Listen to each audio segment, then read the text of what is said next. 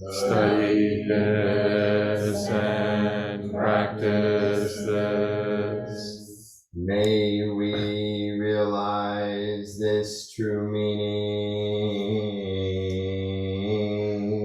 May we realize this true meaning.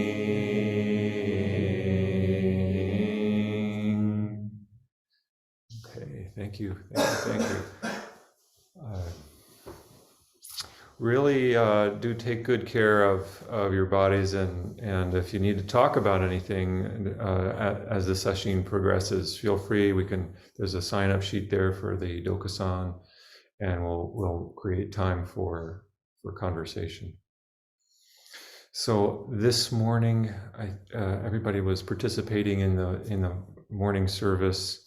And I owe you quite a bit of explanation with what we were doing. And so this will be an attempt to talk about that.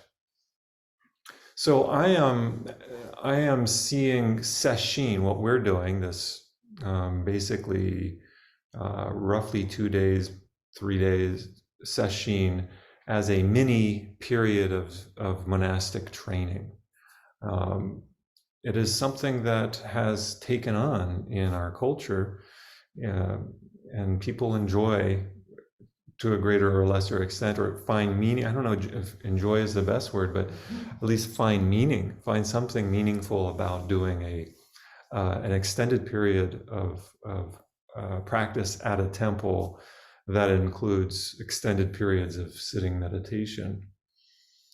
So many Zen centers have created a space where we can do that in a way that's slightly different from the model from which the practice comes from in Japan, and it's slightly different in that most of us are not priests. We're lay people, and we are wanting to dive into meditation, dive into the Dharma.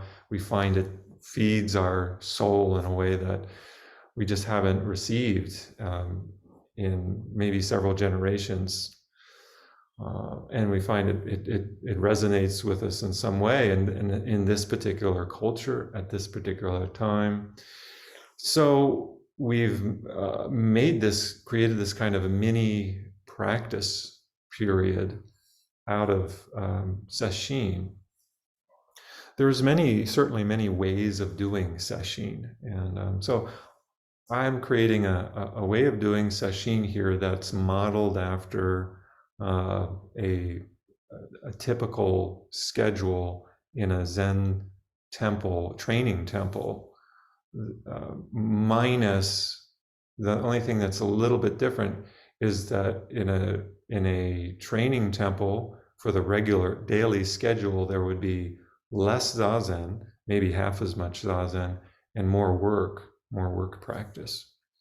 So what we're doing is less work because everybody's already worked out, and we're doing more Zazen. And so it becomes a kind of Sesshin.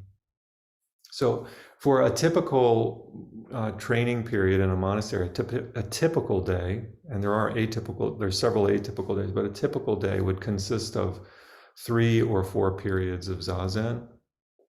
And that would be in the early morning, the mid-morning, the afternoon, and the evening. But sometimes they don't always do it like that, but that's kind of a guide. By the way, I'm getting this information from a text called the Gyojiki-han, or the standard observances in Soto Zen. And I'm indebted to Griffith Folk for his introduction to that text. What it is it's a kind of a manual for how to run a temple.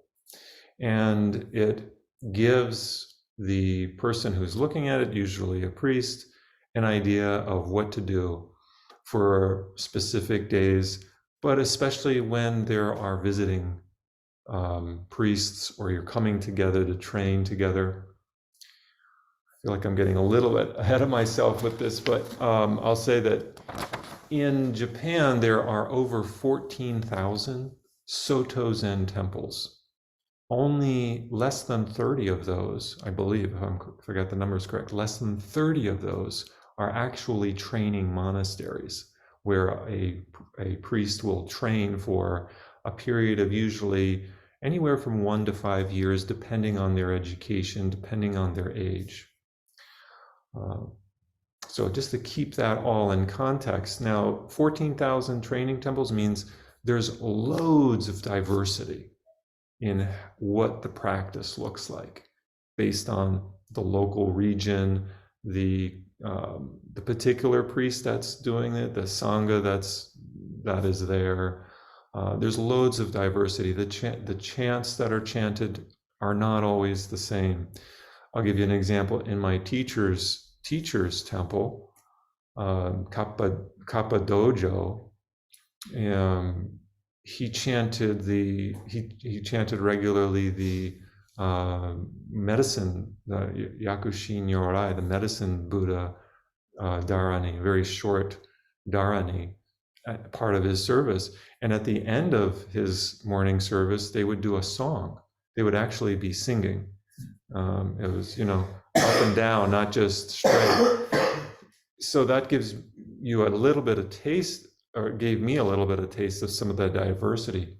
But most Westerners have not been to just your non-training Zen temple. They've been to a training temple, a training monastery.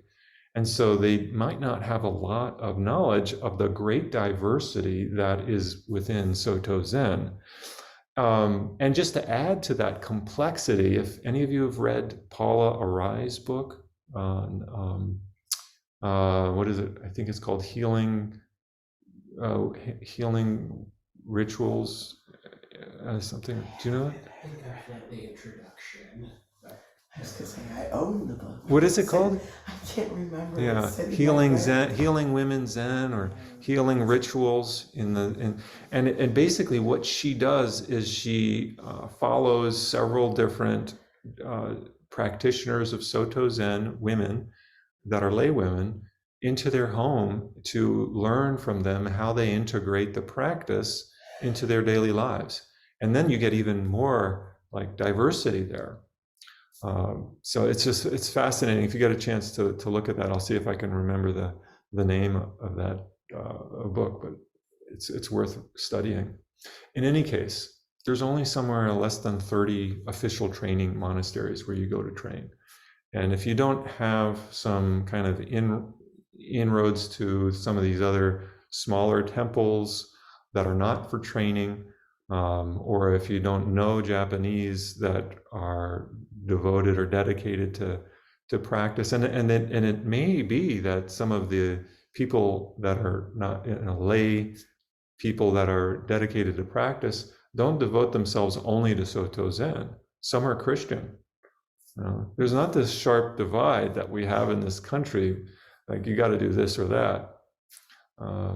So it's interesting, I think, to keep these things in context. So what we're looking at is a training model, a training monastery model, what a priest might do as part of their training, and we are integrating into that particular model. But I want to keep it, if I haven't made the point clear yet, that there's multiple ways of practicing, and those will be dependent on the temple as well as the individual, right? There's lots of right ways to do the practice.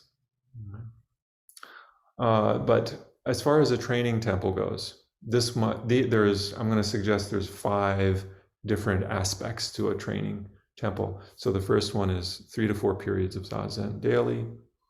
Sutra chanting is the second thing, and that would happen 3 times a day. Morning service, like we did, midday service before lunch, and then an evening service before dinner.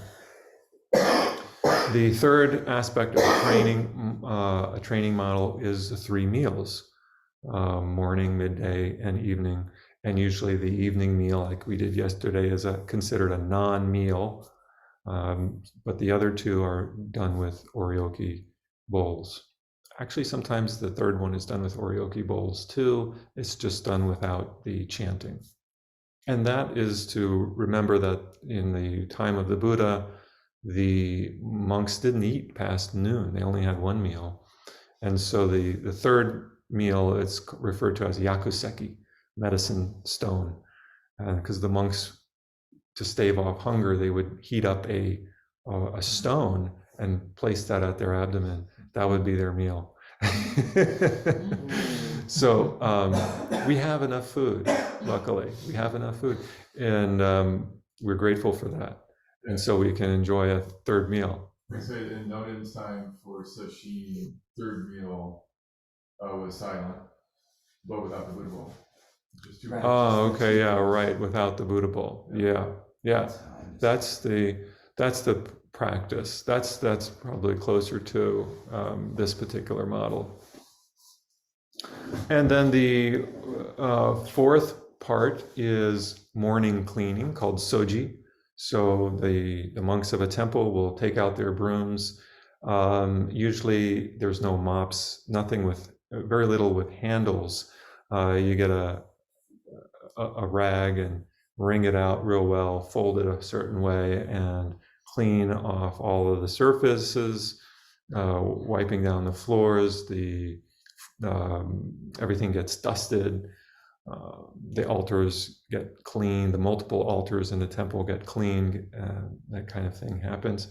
And then the fifth part of a practice period is work practice, what we call samu. And that might consist of gardening, weeding, cutting wood. It may also include lectures at that time.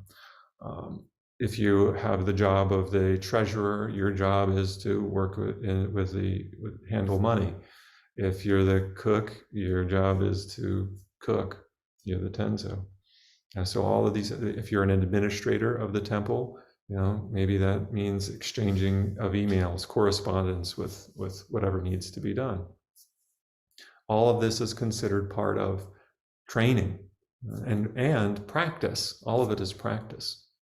And the thing that makes it a little bit different from, say, our ordinary lives is that we do it together. It's kind of surrounded within a monastery space. We're doing the same practices. We're sitting Zazen together. There's a sense of everybody has their place, and everybody's job is absolutely essential. If you miss your job, if you miss your cue, it throws everything off to a certain degree. Not unrecoverable, but it just, again, serves us to see how interconnected we are. And if we don't do our job, and I don't mean that in a kind of you better do your job way, but if when we're not paying attention to what our expression of the Dharma is, then the whole world, in a sense, collapses. And we see that happening in the wider world, because the monastery is only a mirror reflection of the wider world.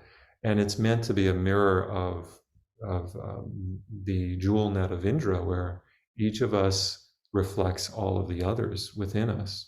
And even each of us is responsible for expressing the truth as we understand it. But you see that in the wider world, where we have poverty, where we have injustice, there's the expression of the Dharma is not being facilitated. It's not being encouraged. And I don't mean necessarily the Buddhist teachings. I mean the expression of truth that goes beyond simply what the Buddha may have said. It might be in alignment with what the Buddha said, but it doesn't have to have the B words and the Z words attached to them. Right? There's a bigger truth beyond just Buddhism. Okay, so that's the kind of general outline of a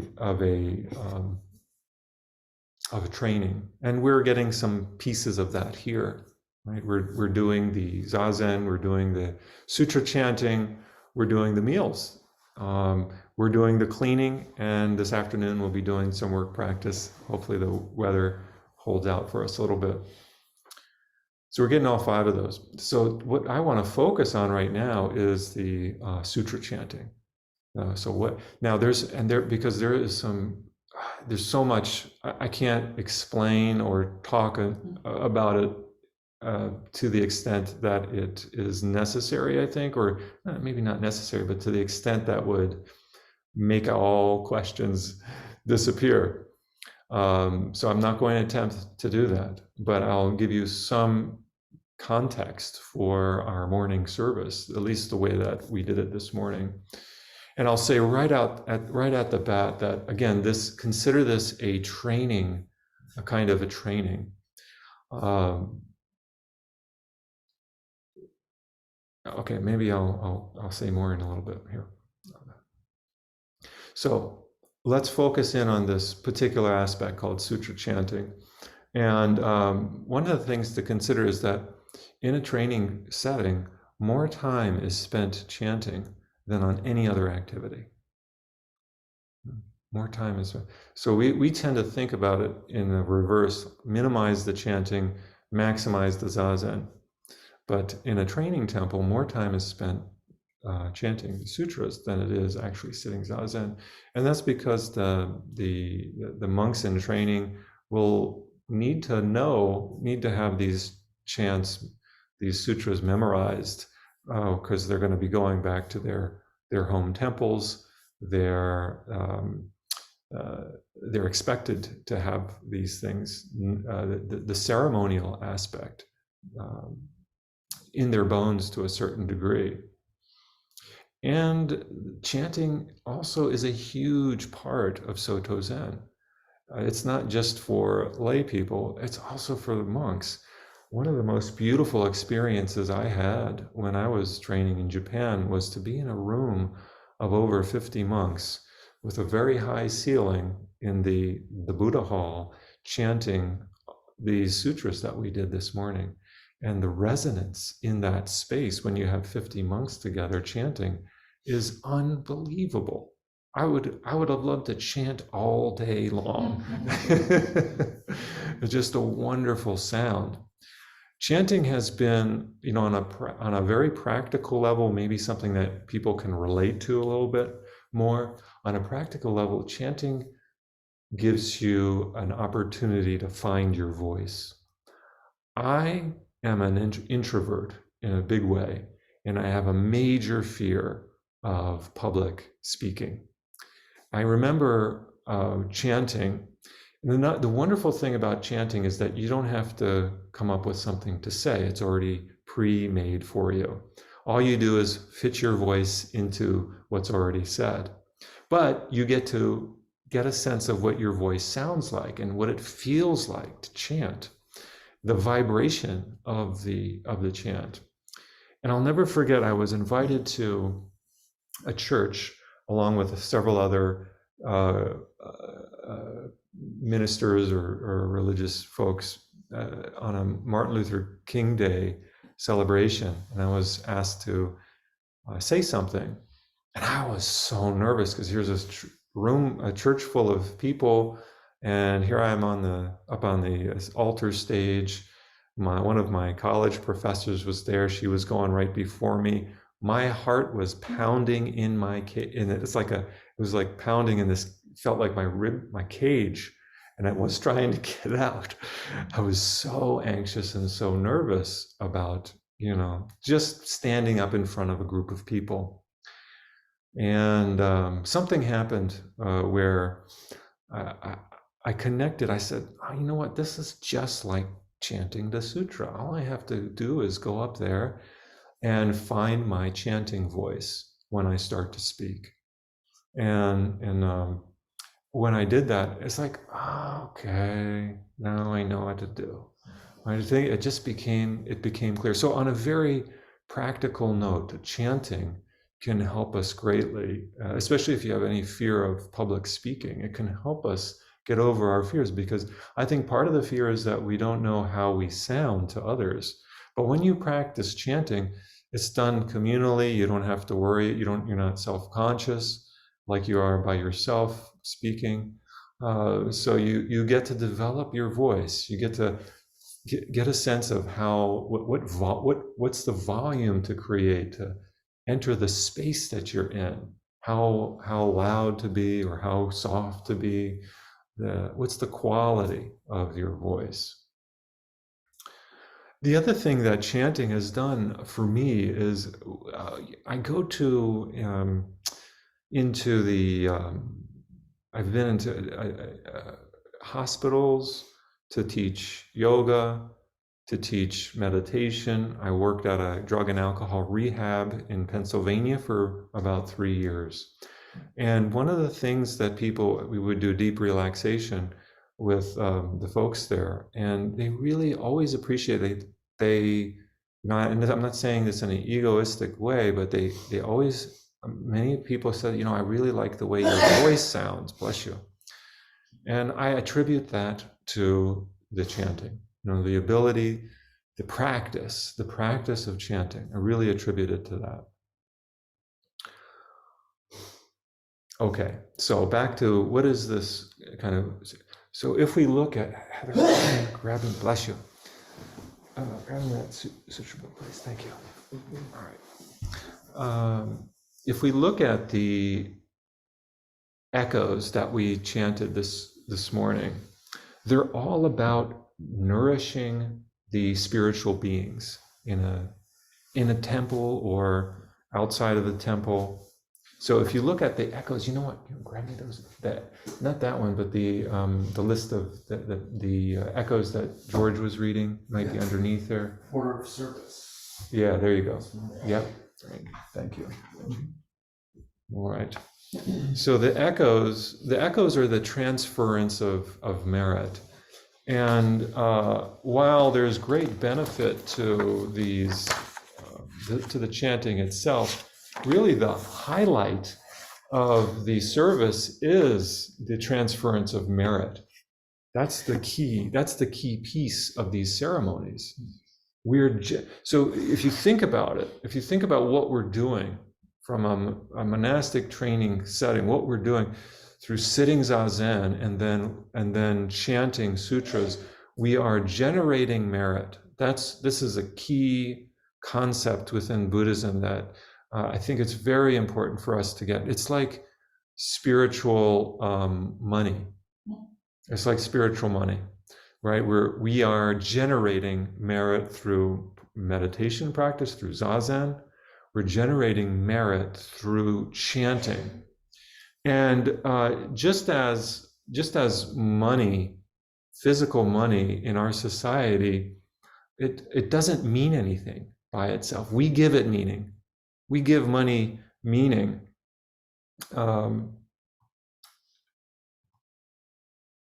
It takes on a existence of its own, and it serves to organize societies.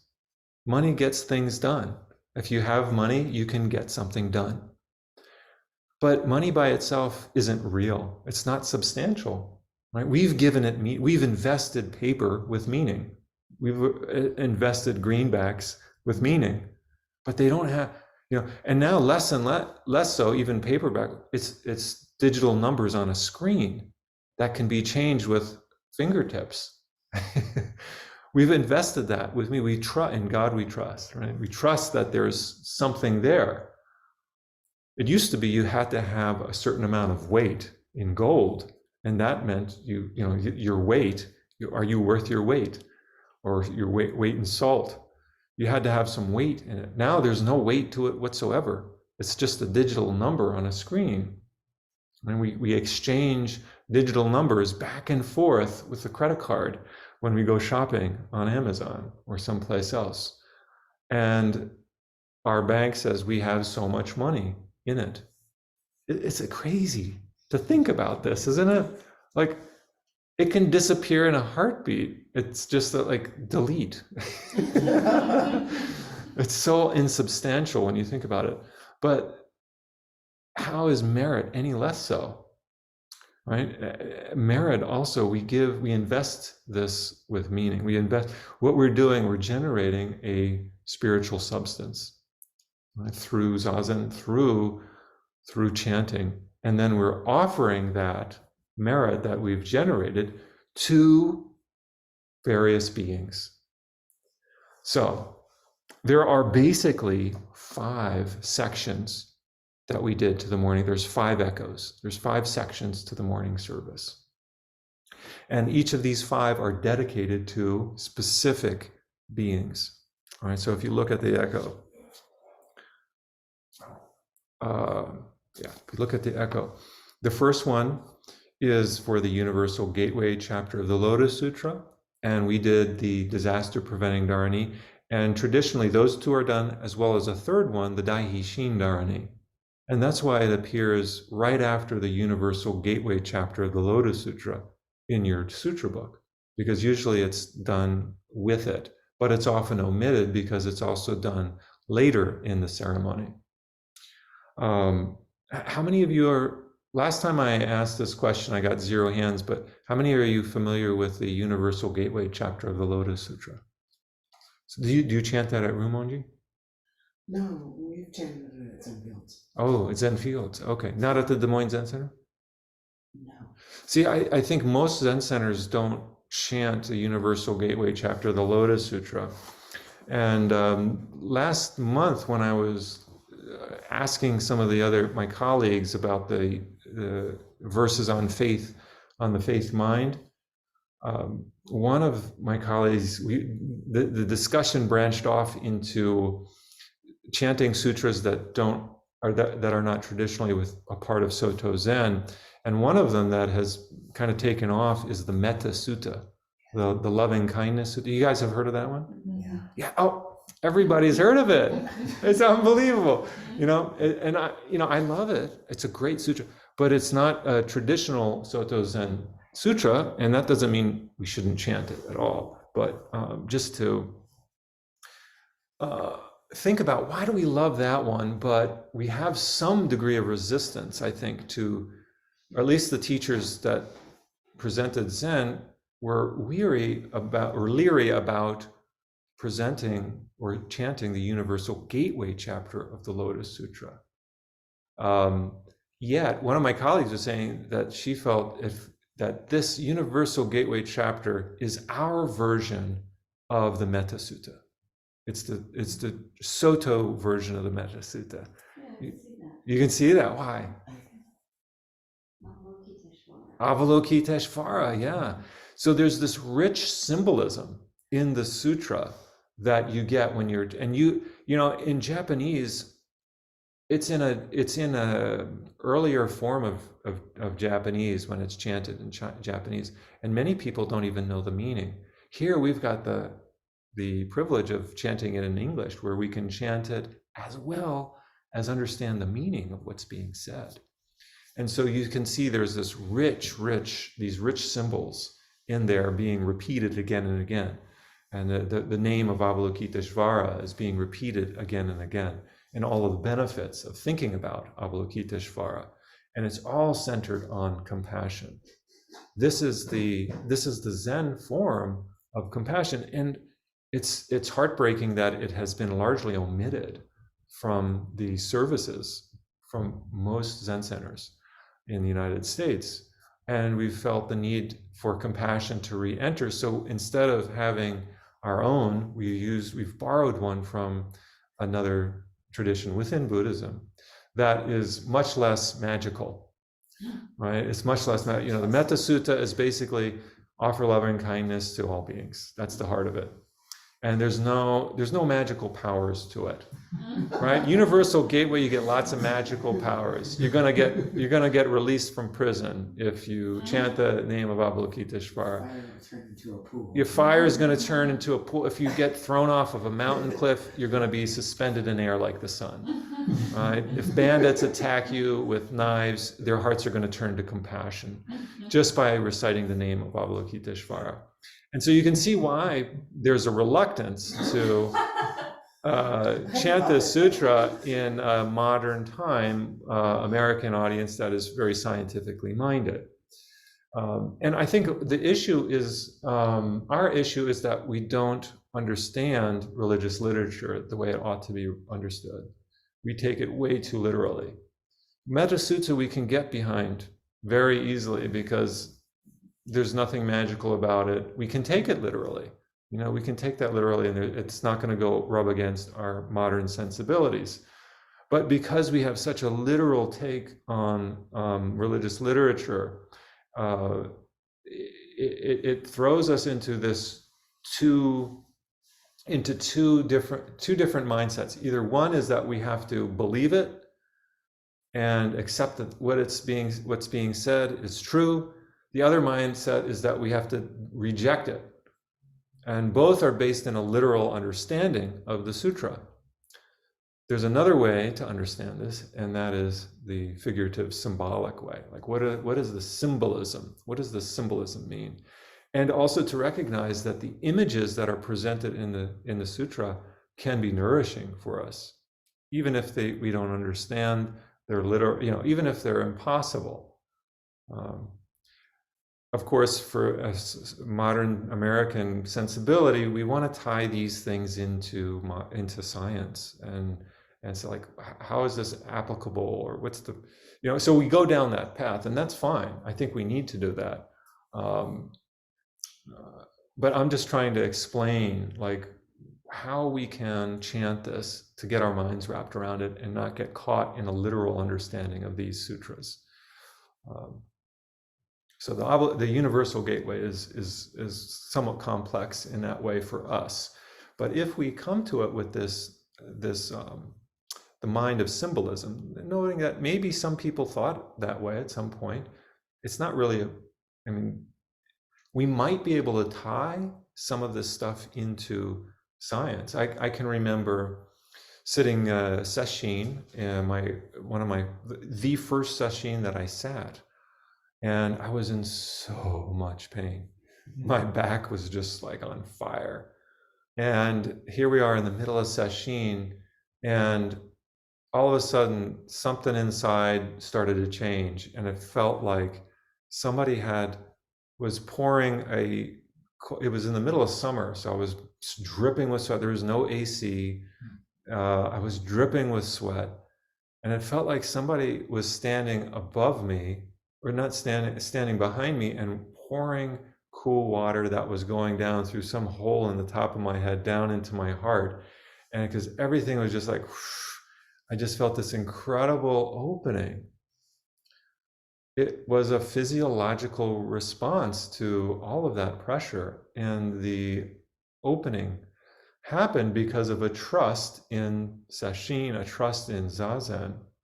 And I think I could make a case for paralleling that with this part of the sutra of the Universal Gateway that says, when you're thrown into a pit of fire, it will turn into a pool, right? So I was of the mind in that moment to look up and see, is somebody pouring something? Is there somebody up there pouring? That's honestly how I was thinking. And I realized, there's something else happening here. It's very aspirational sutra. It's an aspirational sutra. Yeah. What makes you think that? Say that. Well, in the Christian tradition, in a way you confront hate with love. Mm-hmm.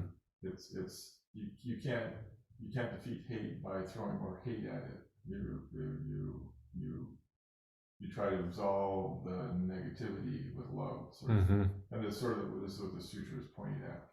There you go. You get in these tough situations, you could certainly fight. Absolutely, you could fight those bandits with swords. You can come out, even if you defeat the bandits, now you got blood in your hands. Now what, but the best way to do it is through love. So even though, it is natural to think that suddenly if you're overtaken by bandits, that you could call upon Avalokiteshvara, Bodhisattva, and the bandits will suddenly drop their swords and hug everybody.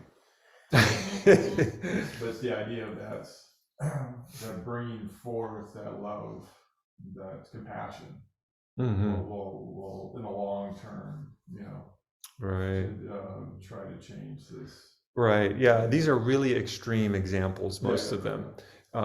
Most of our lives don't revolve around these kinds of extreme examples, but that was comic book. They're comic book. Yeah. Yeah. I mean, right. These were written 2,000 years ago. They didn't have Marvel. Come on, they got to have something interesting to grab people's attention. You can't turn on the TV then and watch Avengers. This is so, but that desire to the superhero, right? That's what this is. It's in pre-modern form. That's just nice to chant. It's basically like free verse. It's like a poem. It's like a poem, It has yeah. a great sound to it. It's a great sound. Yeah. There's repetition to it, and it's a reminder that it's called universal doorway because it's saying that any moment in our life is an opportunity for practice. Any moment, whatever situation you find yourself in, the most extremist situation, it just presents us with the most extreme examples. But it's basically saying any place you are at, if you're on death's doorway, you can chant. You can invoke the power of compassion, Avalokiteshvara, right? You can invoke that power in that moment, and something will shift for you, right? The hate that you have in your mind can dissipate. You try it in the next Husker game. Well, you can have fun too. I mean, this isn't, you know what I'm talking about. So, anyways, now the echo for this particular, it's actually the Universal Gateway Disaster Preventing Dharani and Daishin Dharani, the Great Compassion. Notice there's compassion strewn through these first two sutras, the Universal Gateway and the Great Compassionate Mind Dharani. The sutras start out with compassion. Whereas oftentimes in the West, in America, we're focused on wisdom. We're focused on the Heart Sutra, even though the Heart Sutra also has Avalokiteshvara in it. But there's this, in the sutras, in the flow of the ceremony of these 5 parts, compassion starts us out. It's like, start out your day right. Start out your day, not with knowing that form is emptiness, but that Avalokiteshvara is present and kind and loving, and you have that capacity within you to be present, kind, loving to others. Which sutra is the Heart Sutra from? That's the Heart Sutra is a condensed version of a much longer version of the Prajnaparamita Sutra. There's a 8,000 line Heart Sutra. There's a 10,000 line Heart Sutra, maybe a longer one even. I'm not well versed in the Heart Sutra literature, but there's multiple versions of it, and this one sheet is condensing all of that. Yeah, it's making it real simple. Form is emptiness, empty is form. Got it. So, okay, so the first part of the service, we reverently offer the merit generated thereby to, first is the Buddha, and then we add the images that are here in Nebraska Zen Center. So you've got here a wonderful image of Avalokiteshvara, not even a statue, a beautiful wooden statue. Is that wood?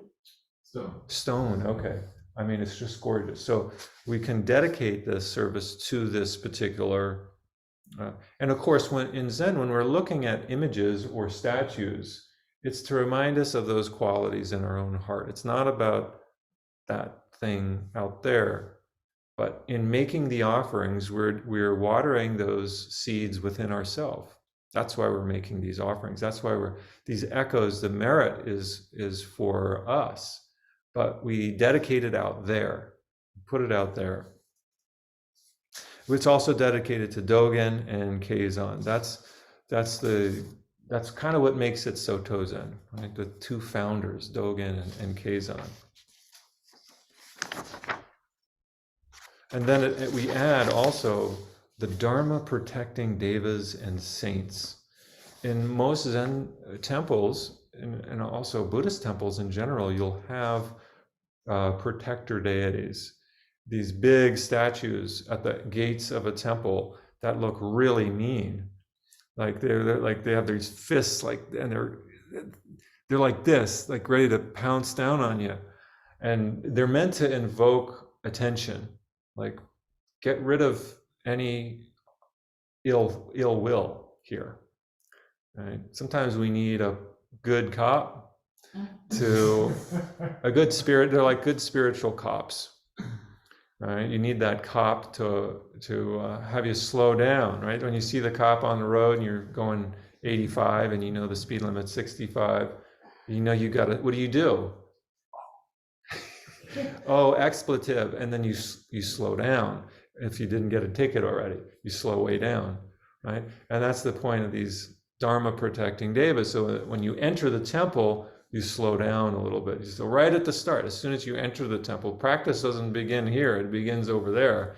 You enter the gate, and okay, it's time to. That's where those devas exist, is at the front. So we're making an offering to them, to the earth spirit of this place. Right. So in Japan, you have the integration up until the Meiji period. That Buddhism and Shintoism were deeply integrated. That's how Buddhism took off in Japanese. They didn't say Shinto is no good, Buddhism is better. What happened was that the Shinto deities became bodhisattvas, and the bodhisattvas became Shinto deities. And then they become part of that, because that's the Japanese worldview. That's the Japanese worldview. And so we can see here the attempts of Buddhism to adapt to the particular time and place. So it's good to know, right? And for us, like, we need to recognize the earth spirit of this place, right? That we really need to recognize the earth spirit. It's the people that came before us, the indigenous peoples of this land. In my teacher's temple, we, this Dharma talk, I didn't think I was going to get through very far. When he came to visit us from Japan, and we did a Sesshin, and he stayed with us for a couple of weeks. And he said to us, if you want to have a strongly established temple, you've got to recognize the earth spirit. And we were outside, and in the distance there you could see Bald Eagle mountain range.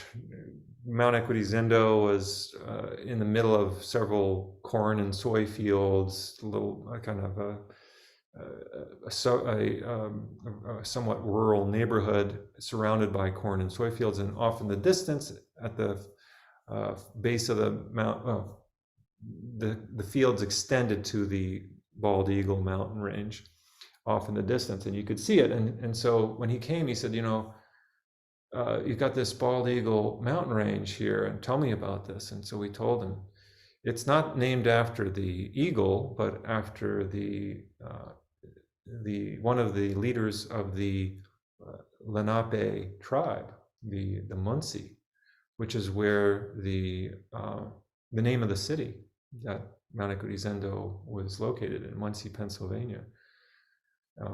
So the chief bald eagle is what the mountain range was named after. And we learned that this particular indigenous leader was in a conflict with Brady, maybe a colonel or a captain. I think it's Captain Brady. And Captain Brady, there is in the town of Muncie, there's the Fort Brady Motel. So there was a fort at one point in the area that the Zen Center, in that area, general vicinity. And so Nododaito Roshi says, well, he's so practical. He says, well, Chief Bald Eagle must have been really important if he got the mountain range named after him, and Fort Brady got a motel named after him. So you better start paying attention to this. And the point was that we have to honor the people that came before us. It might be something to think about, how to honor the indigenous people of this particular space, of this land. Omaha is named after a particular indigenous tribe, right? So how to include them. And this is one way to think about them, is the earth spirit of this place. It's here. It affects the way our society operates. We don't like to think about it so much, but the people that were here before this was the United States, there's a certain energy here that needs to be respected deeply. And it's still here. It's not like it's disappeared. Last week, I'm a part of a group called the Trauma Center Trauma Sensitive Yoga. It's one of the schools of yoga that I trained in. And to keep our certification, we need to have our CEUs updated every year. We have to get a certain number of CEUs. And so last weekend, we had this conference that can accumulate all your years worth of CEUs, attend this. It happened to be online. And the theme, of course, has to do with trauma. And the trauma sensitive yoga is about part of the reason I started doing trauma sensitive yoga is because when I was going into the drug and alcohol rehab, I realized that there was better ways to offer yogic and meditational practices if you have some degree of trauma, and almost everybody in a rehab has some degree of PTSD, early childhood trauma. And so there's ways to offer these spiritual practices. They don't have to be spiritual. The way to offer these meditation practices that can be very deeply healing.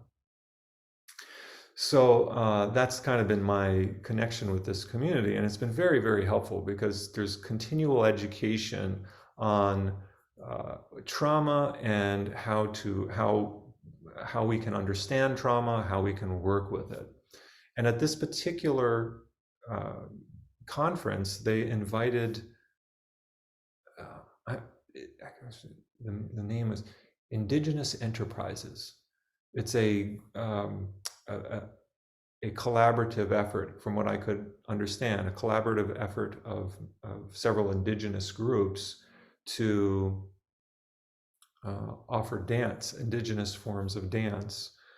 And they travel around the world doing this. And because we were all online, they were showing us dances, indigenous dances online. And I was sharing this with Jisho, and she says, well, what does this have to do with trauma? And so to me, it was totally obvious, because I mean, this whole land is one of the things that the indigenous peoples are really, they don't forget, and they're still here. They don't forget it. They don't forget the genocide that took place here around the country.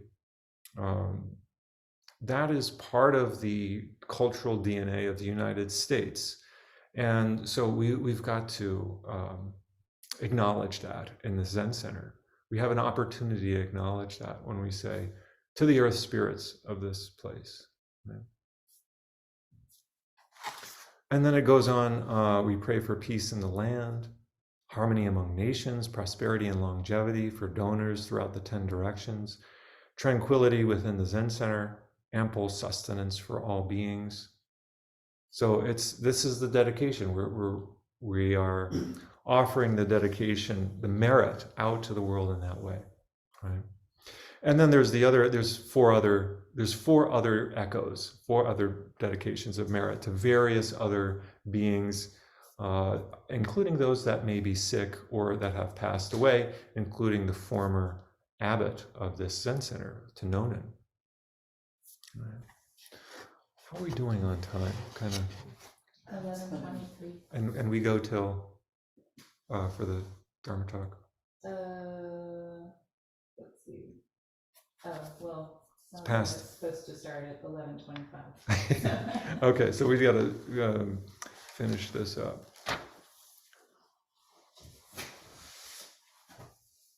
So 2 main purposes of these. I've been focusing mainly on the chanting part of a daily training temple. And here's the 2 purposes of this kind of a model. One is that it's a neutral model. It's a neutral model, and that recognizes that there are multiple lineages and it allows them to come together in a way that where they can agree on something foundational. It acknowledges the great diversity which is in Soto Zen. Like I mentioned, 14,000, here's the number, 664 temples. Only 30 of those are training temples. So there's loads of diversity outside of the training model. But when different temples, and in this case, I'm actually a kind of I've been watching over the past year, like, okay, what is the Nebraska Zen Center liturgy? What is it? What we have right now is a combination of Nonen's, what Nonen instituted and what Dosho instituted. There's this kind of a mixing. And now I'm coming in here with a third set of resources. This creates confusion. Right? I come in, I'm like, all right, what are we doing now? So we have this kind of standard that priests can agree upon. And then when the priest goes, then the temple returns to its way of doing things, right? When priests from different lineages come together, we can agree upon a certain way of doing things. When the priest goes, you can do it the way that you have been developing over the past several months and years. And that is why, with regards to the lineage, you should chant that, especially that's your, Nonen, many of you have Nonen as your teacher. So you should chant that, perhaps regularly. If you wanted to, you can chant that regularly. But when a priest from another lineage comes in, then it's customary to chant only up to the common ancestor. And what that does is it shows our ability to compromise amongst differences within Soto Zen. And we see there's loads of differences. It's an opportunity to compromise. So in training temple, for example, the training temples only chant the names of the Buddhas and ancestors up to Keizan Jokin, because that's the common ancestor. For all of think about all of the different monks coming together from all of these 14,000 temples, there's going to be a lot of differences in different lineages. So the common one is Keizan. Everybody agrees on Keizan, so you chant up to that. And for us at this time, it happens to be Geshu Soko Daiyosho. That's the common ancestors, a little bit beyond Keizan.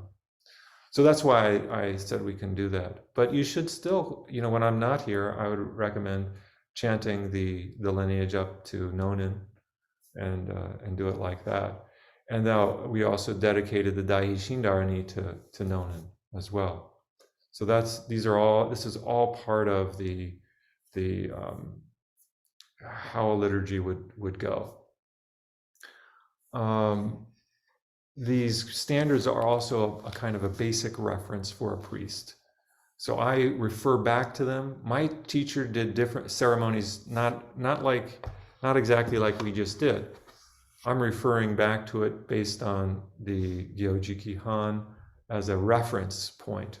All right, so what do we do when there's confusion, where we have groups coming from different angles? Well, there's a common reference point that we can point to and say, okay, this is the order of things. What was your Japanese phrase for that? Learning the standard, and then you learn the rule, you break the rule, and you make a new rule. Oh, that's another, yeah, that's it. So there is shu, ha, and ri. Shu means you learn the forms, Okay. learn the standards. Yeah, that's right. That's what you're doing in a training. All right, this is what this is. You're learning the forms. Ha means you break them up, you tear them apart. That's when you have absorbed them fully, you know what they are, and then ri, you generate your own forms. And you can see that has happened, but we don't want to be too quick to go to tearing up the the forms until we really know what they are. But of course, you've got to make it practical for this space as well. But there's the one thing I want to caution us on is that generally in America, there is a desire to innovate very easily. The desire to innovate is very strong. And we don't want to lose the tradition and these forms that go back. And in this case, these particular forms I learned, they go back to at least the Meiji period, which is 1868. They were solidified around that time. And the reason for kind of referring back to them is because that's what makes this Soto Zen. That's what makes it Buddhist. That's what makes it us link to a deeper tradition than just something we're deciding to do as newcomers to Buddhism. So there's this whole long tradition that we are inheriting, and we want to honor that history. It doesn't mean we can't. There's going to be innovations, no doubt, but it's good to touch the base of it, touch the root of it. And from time to time, especially if you keep me around here, we will have Zen teachers that are from Japan coming and visiting and wanting to know the center. In fact, I didn't think about this sooner, but that we have 3 actually Zen teachers. One is American, and the other 2 are Japanese, coming to Iowa because they're checking out Midwestern Zen centers. And so they'll be checking out Zen fields. I'm feeling so embarrassed because there's not much of a physical location other than we're borrowing Quaker Meeting and Pure Land to show them. But I would love to have, in the future, if I had thought about it in advance, have them come here to the Nebraska Zen Center, and we can have a really grand old time. In fact, I'll see what I can do. I can't make any promises right now. It's a little bit early, but I think it would be something to. I don't think I don't know how many Japanese priests have actually been here because the way that Nonin had decided to do the practice here when he was the abbot. But I think there's so much richness in having visiting teachers and teachers coming from Japan at a Zen center. It just invigorates the space, and it can be very inspiring. So that's basically what I wanted to share. If you guys have some things to add to that, I want to give us a chance to walk and stretch our legs. So let's close the Dharma talk now. Dokusan would be a good place to bring anything up, and we'll go from there. Okay, thank you so much for your attention. Thank you. Thanks. The many beings are numberless, vowing to carry them across. The many beings are numberless, vowing to carry them across. Greed, anger, and ignorance rise endlessly, vowing to cut off the mind road. Greed, anger, and ignorance rise endlessly, vowing to cut off the mind road. Dharma gates are countless, vowing to wake to them all. Dharma gates are countless, vowing to wake to them all. Buddha's way is all embracing, vowing to